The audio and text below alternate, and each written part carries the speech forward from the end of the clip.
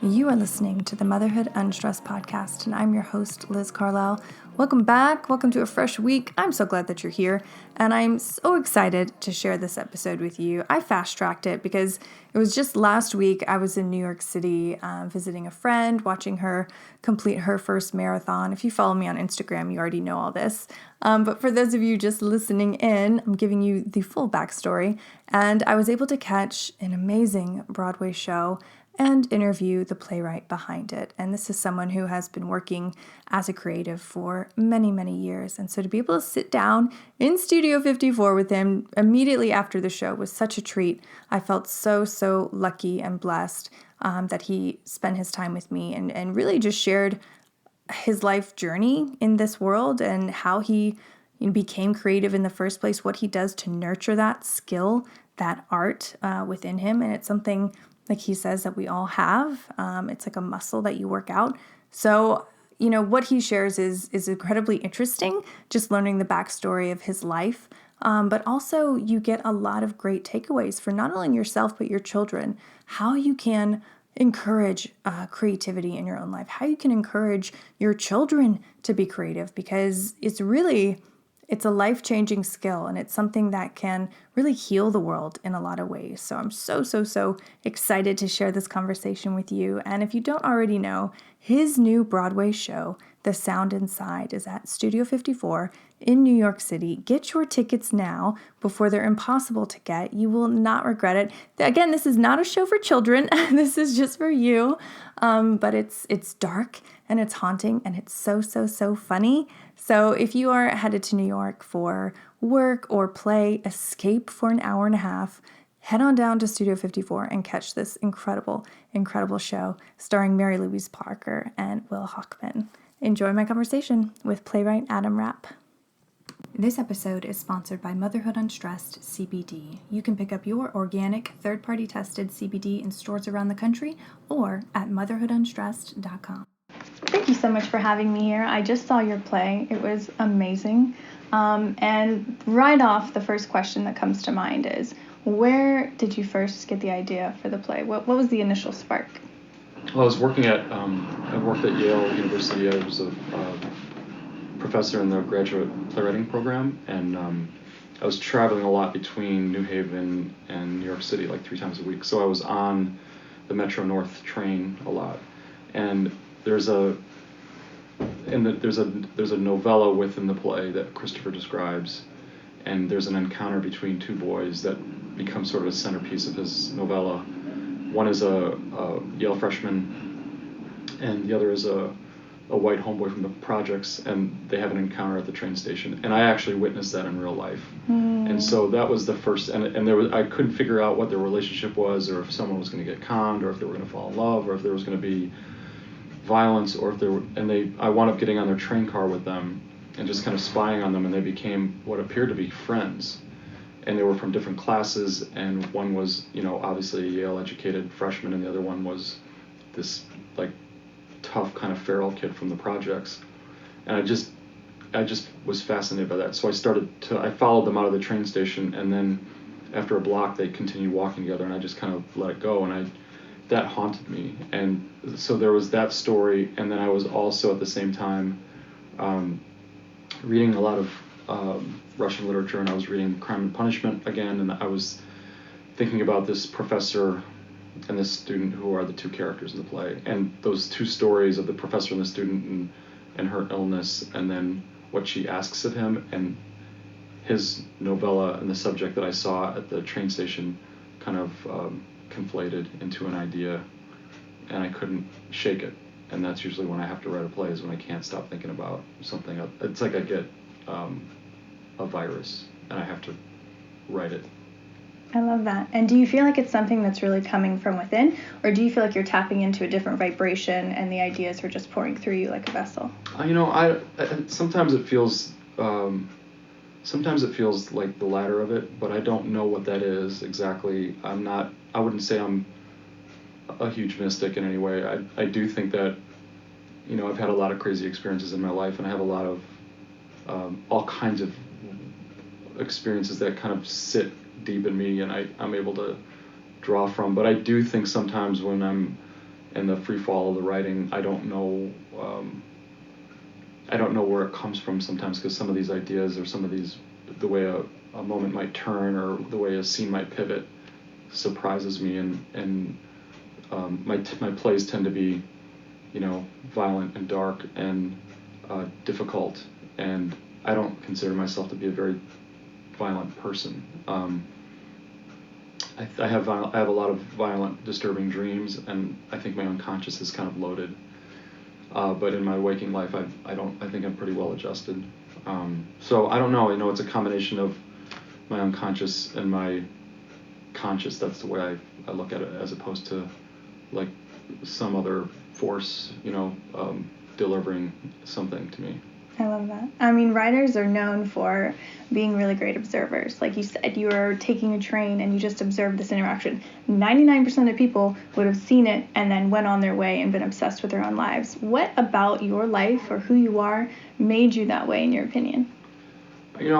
Ever since I was a kid, I was always the kid in the room. I was always the smallest kid, weirdly. I mean, I'm kind of tall and big now, but I was the last kid to go through puberty. I was the last kid to physically mature, and I think in North America. I literally was, and so I always felt like a little bit of an outsider, and I was an athlete too, so I was a good athlete. But I was like the smallest athlete, so I was always an outsider even within that. So I always felt like when I was in a room, I felt like I could tell who wanted what from whom.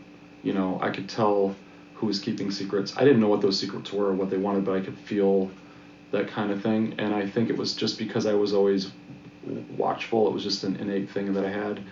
I think it's, different now because developing that, I guess, eye, or that, I don't know what the word is. It's that watchfulness, or that, I think empathy is part of it, but I think it's actually, it's also like being interested in other things and other people. Otherness, is fascinating to me. But I think these days it's harder because we have our phones, and we have our computers, and we have these screens that sort of open the realm of narcissism in such a profound way that we stop looking at other things. So I'm fighting that. I fight that daily because I do find other things more fascinating than myself. So.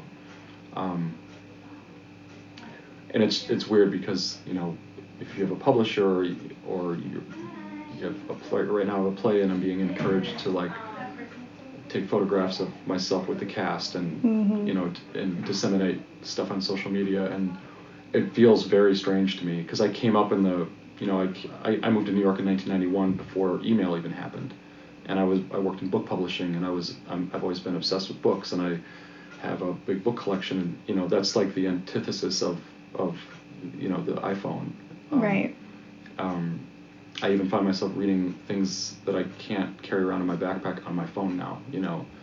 So it's a tricky thing with these days. Is this sort of notion of what it is to observe. It's different. Everything's observed through a screen.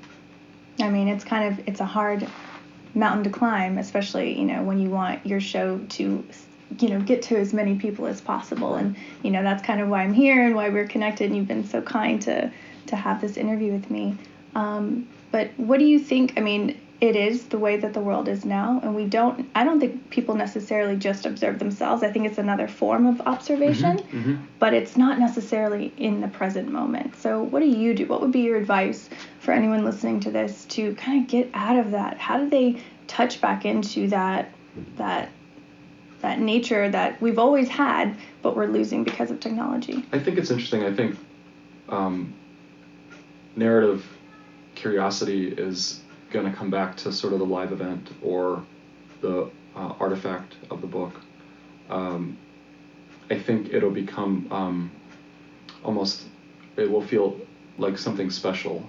That we used to take it for granted, and now we have these devices that are so bewitching, and they're so seductive. And I watch narrative television on my computer, because it's convenient. I watch, sometimes I watch a video on my phone, But I do think, I'm hoping that sort of things like live theater and performance art and museums and books that are bound and paper over boards, cloth.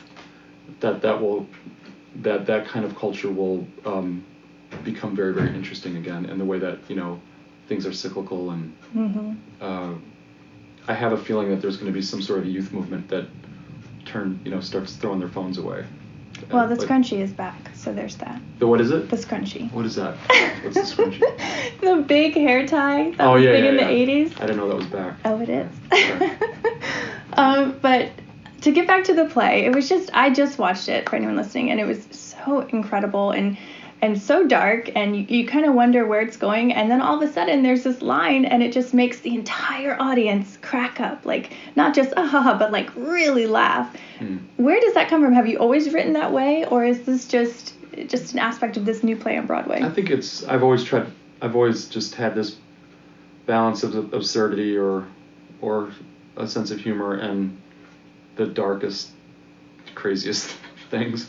I think you have to. I think if I didn't have that balance, I think it would just be, no one wants to go watch somebody's nervous breakdown. I think there has to be something buoyant or something eccentric or interesting or alive or funny in order to allow the deeper levels to be hit. I remember talking to an older playwright when I was first starting out, and he watched something of mine. He was like, "Oh, you're already doing it." And I said, "What am I already doing?" It was my first play called Ghosts in the Cottonwoods, which was done in 1996 at the National Playwrights Conference. And he said, "You pull them in by making them laugh, and then you punch them in the stomach."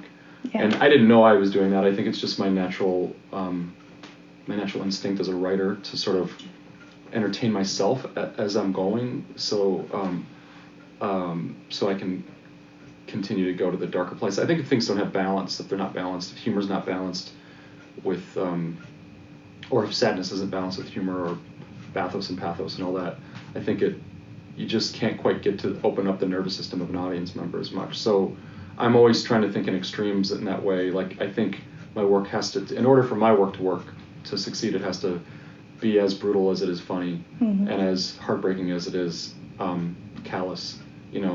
I think that's, for me, for my work, that's where I find that it functions at its highest level. So I'm always striving for that. Do you have to force yourself to add in these funny lines, or is it more of a natural process? It comes pretty naturally. I mean, I also can go into really ridiculous, silly places, and sometimes I have to weed it out, It's too much.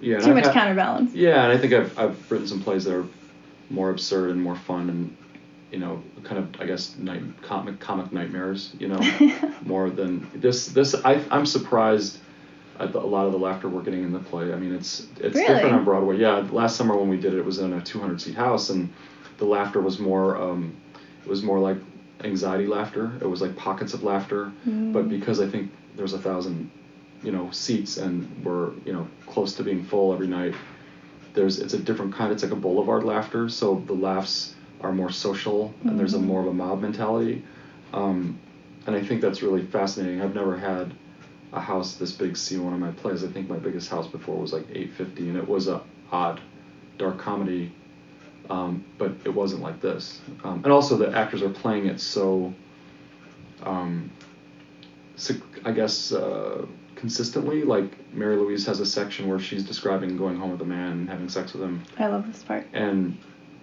she gets the same exact kinds of laughs in that section. She's like crafted it with the director and Mary Louise and I guess crafted it in a way that her performance sort of gets the same kinds of laughs every single night. I've never seen anything like that where something is so consistent. And I don't know what that is. I thought maybe that's just because it is a bigger audience and that's the tendency. I think it's that part. I mean, it's just everyone, I feel like, has been there at some point in their lives where they've just had awful sex, and you're vibing with her on such a level. I mean, it's fabulous. Oh, that's fun. That's good. Yeah. But what was the moment like when you found out that it was coming to Broadway? It's the first time that one of your plays has been on Broadway. What was that? Yeah, it was, I was a little bit in disbelief. I've had some opportunities that I squandered earlier in my career, and I thought, it'll happen again. I had a play called Red Light Winter that transferred from Steppenwolf's Garage to New York, and they wanted to bring it to Broadway. But I had done it in this small little space, and I thought it would get swallowed up in a big house. So I went with a smaller commercial production at the Barrow Street Theater in front of 200 people, because it was I created it in a small venue and I directed it, so I was like very, very protective of that. Mm-hmm. And I could have done it on Broadway, and I was like, no, and I thought in my mind, oh, it'll happen someday, and it just didn't happen. So I felt like I squandered a couple of opportunities. So I actually thought that it just wouldn't happen. I mean, last summer when we did the play, David and I, the director, we were just trying to figure out how it worked, and how it, you put all this time. We get about 4 weeks of rehearsal before tech, and then you get 3 days of tech, and then you have your first preview, and it's just like you're just throwing spaghetti against the wall, and we had no ambitions. I mean, Mary Louise is a big name, but a lot of big names do small plays, and they don't advance, so we were I was pretty shocked. I mean, I think the reception critically really helped last summer, and all the producers came circling, and initially it was going to be with another producer, and then he sort of killed the project, and then Jeffrey Richards, who's producing it now, picked it up immediately, and so it had like a promise that fell apart, and then it was resurrected, after a brief collapse. So I'm pretty shocked still. I mean, I still can't. I mean, we opened a couple weeks ago, and I'm still a little bit like, I can't believe it's really happening. Yeah, I mean, it should have happened a while ago, and I just was stupid. I should have just said yes a while ago, because I love it. It's fun. Yeah, but I think that's true for a lot of people. This is your heart and soul that you're putting out there. It's scary. It's scary to be on this level, with the greats, but you're here and you're doing it. Yeah, it's pretty fun.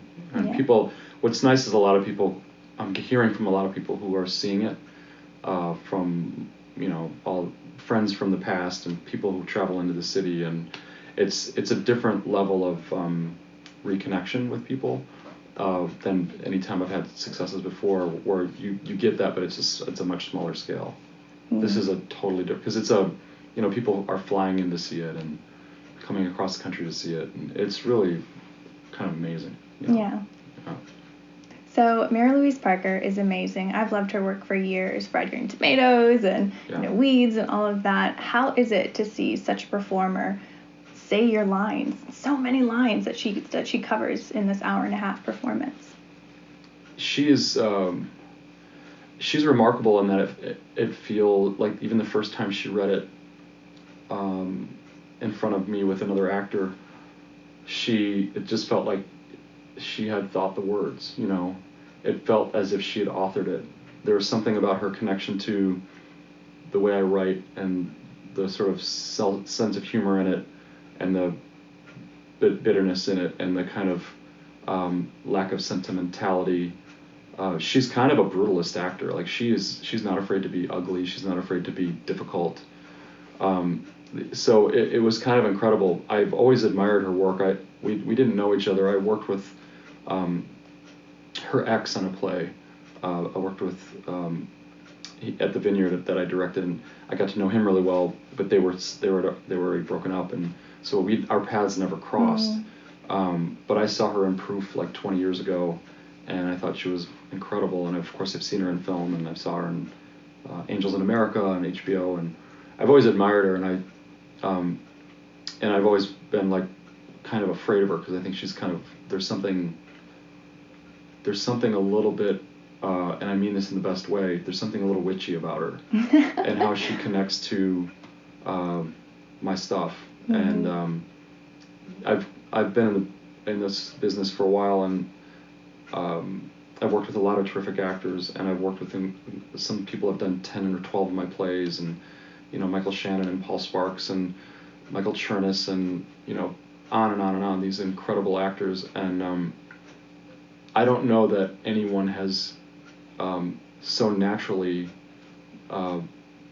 played the music as well as she does. That's saying a lot. She's spectacular. She's also an incredible writer herself, so she has a writer's mind, and she has a real understanding of dramaturgical shifts, and she had a lot of input about when we would make cuts, or if she thought it was too much, or this was too little, or she wanted something more here. And sometimes, it was a conversation that led to another idea, or sometimes I would fight her on it, or sometimes she would fight me on it and she would win, but we would, it wasn't by any means a bad experience. It was just like, she's meticulous. She has an allergy to not telling the truth. An allergy to lying or perform, like, to performing the play. She has to actually inhabit the play, and inhabit the thoughts and every thought and every line. So it was an amazing collaboration, and David, the director, was incredibly deft at creating a space for us to be transparent, completely transparent. And it was only 4 of us. It was David, the director, myself, Mary Louise, and Will. And it was a very intimate exchange the whole time. Yeah, because I think if it wasn't, the play wouldn't have worked. It would have come across instantly. Yeah. And what's also really interesting is how bare the set was. I mean, you're in this huge theater at Studio 54. It's a giant stage, and yet you have these small pieces. But to me, it's like once it got going, I was so into the dialogue, into the exchange, even when it was just her up on stage. How did you come to that idea to do it that way? Well, that's a testament to David, the director, and his designers. I just think one of our challenges was in this vast space to make it feel intimate and to have the audience's attention iris down into this little two-hander. You have 53rd Street on one side of the theater and 54th on the other, and you have traffic, and you have this old cathedral of a theater that has beautiful vaulted ceilings, and how we were afraid at first that it would feel too cavernous, but actually I think the lighting designer and David and the set designer kind of really made a bold choice to not make it bigger, but to actually pull the audience in more. Like, nobody knows this, but the actors are just a hair. Like, you would hardly know it, but it's just so every word could be heard. David wanted the experience to feel like someone was watching a live novel unfold, and so he wanted them to hear the words incredibly clearly. So there's a lot of thought that went into how to make it feel like an intimate experience, and that was no accident. And but there was a lot of worry about the vast space, but actually I think it feels more existential because the void is bigger. And so when things are emerging from upstage to downstage and the light's hitting their faces in a certain way, it feels like there's this kind of greater universe than what we experienced last summer, which was a smaller footprint. Absolutely. I got chills when you were saying that, because it's so true. And that's kind of one of the major themes of the play, is the void and loneliness and all of these small moments. You've been called like the master of small moments. And talk to us a little bit about that. Why do you think these small moments are so crucial to life, to the reality of living?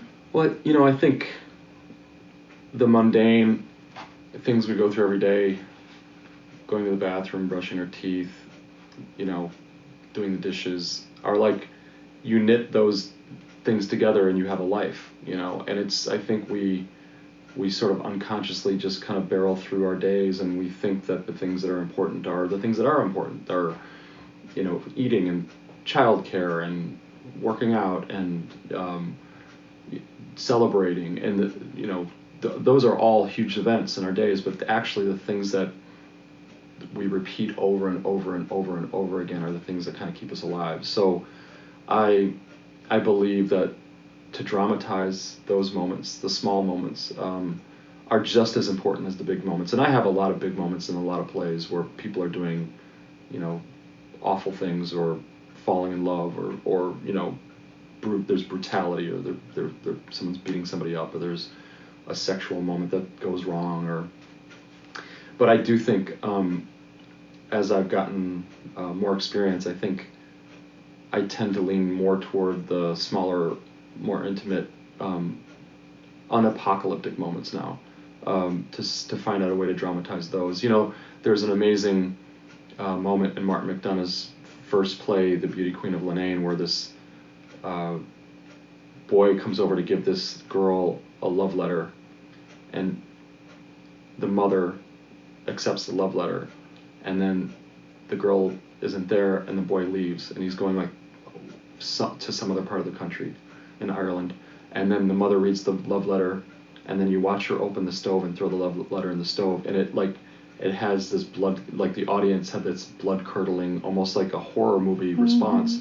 And I was so taken with how he was able to narratively frame that moment. It was an amazing lesson in how like those small moments of cruelty or of, you know, just a letter, this little object can, you know, the audience can invest in that. And so a hand going to a face, you know, it doesn't have to be an enormously sexual moment. It can be just a moment of intimacy.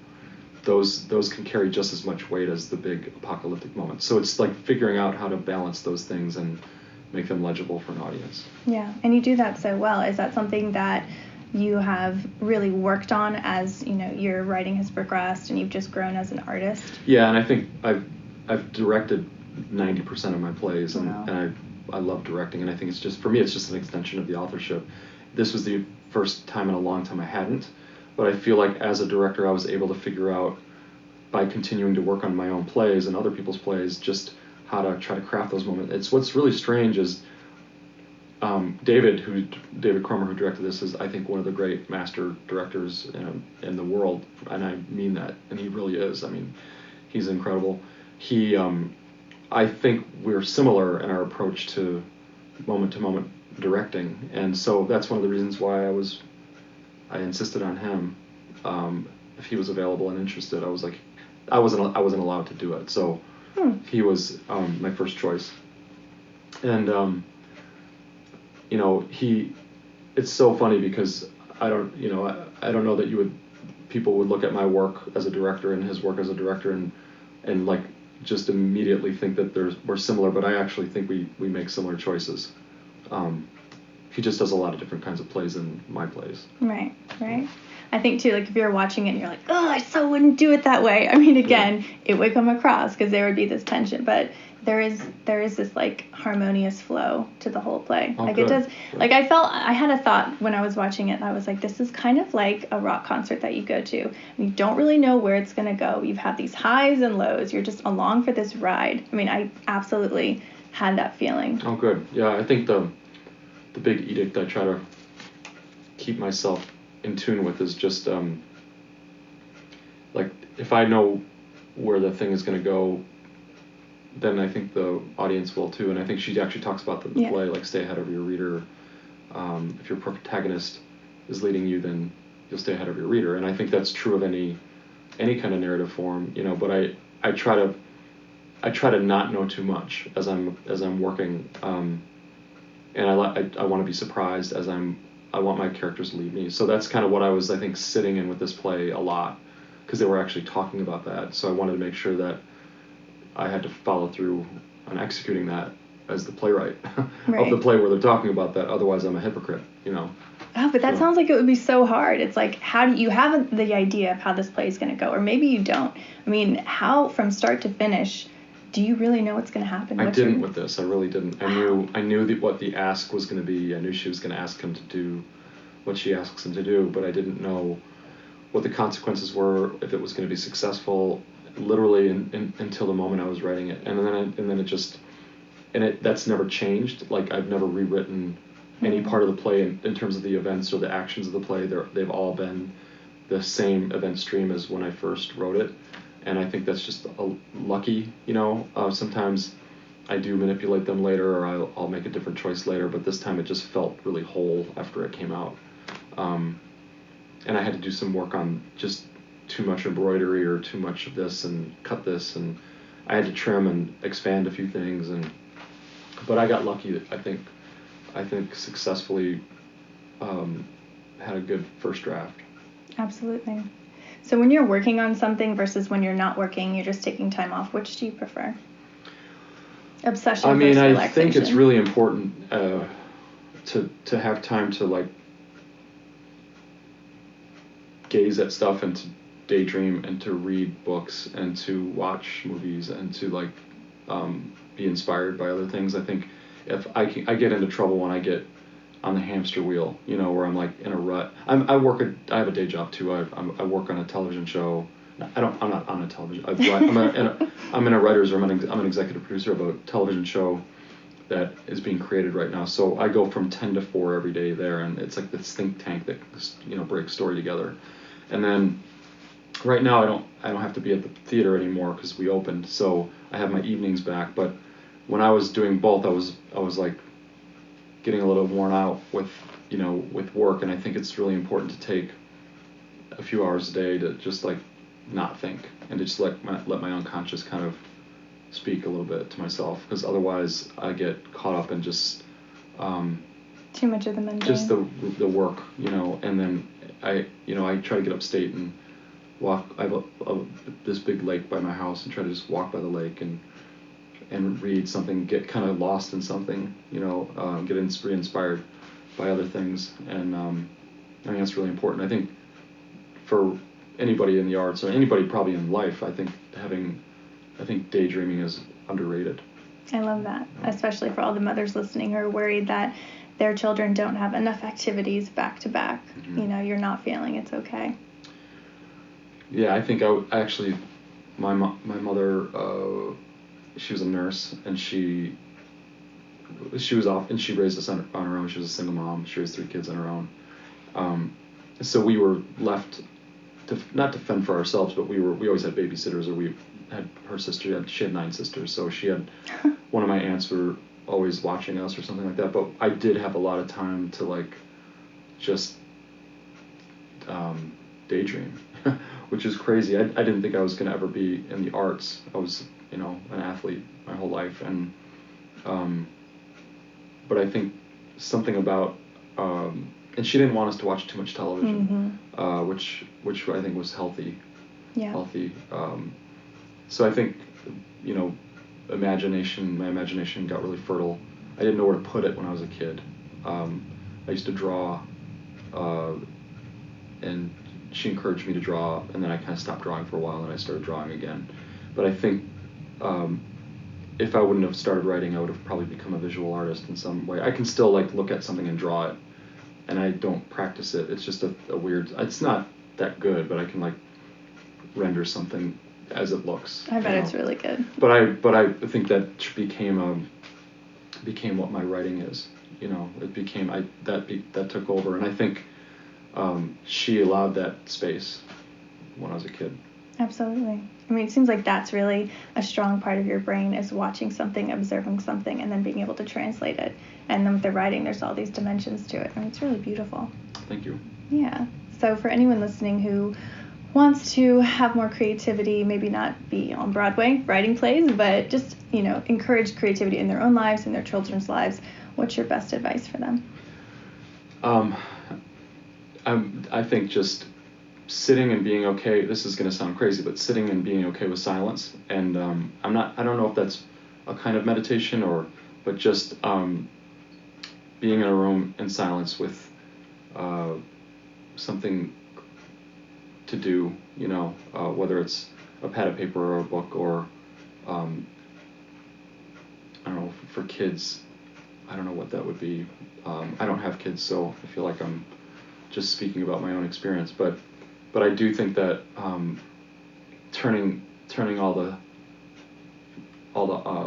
surfaces, all the digital surfaces off, and just having people like connect to their thoughts. I think that's the thing that I think is really helpful to develop an imagination, is to sort of like listen to one's own inner life and to sort of somehow pay attention to that, whether it's through writing or through music or through diary, writing a diary or a journal or drawing. I think like taking some time to do that every day is really important. I take it for granted because I just do it anyway, but I think if I hadn't developed that muscle, I would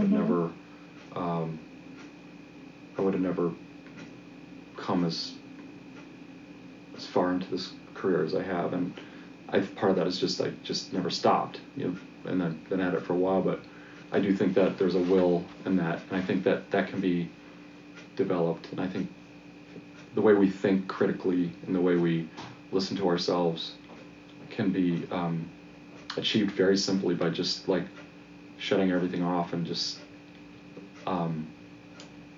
listening to what's going on in your head. And being okay with it. Yeah, and being okay with it. Yeah. The world can race around, and just to be okay with silence and solitude for a few hours. And the sound inside. Yeah. Which is the title of the play. That's Thank true. you so much, Adam. This was such a pleasure. Thank you for sharing your story, your light, your vast wealth of knowledge with the audience. Thank you. It's my pleasure. Yeah.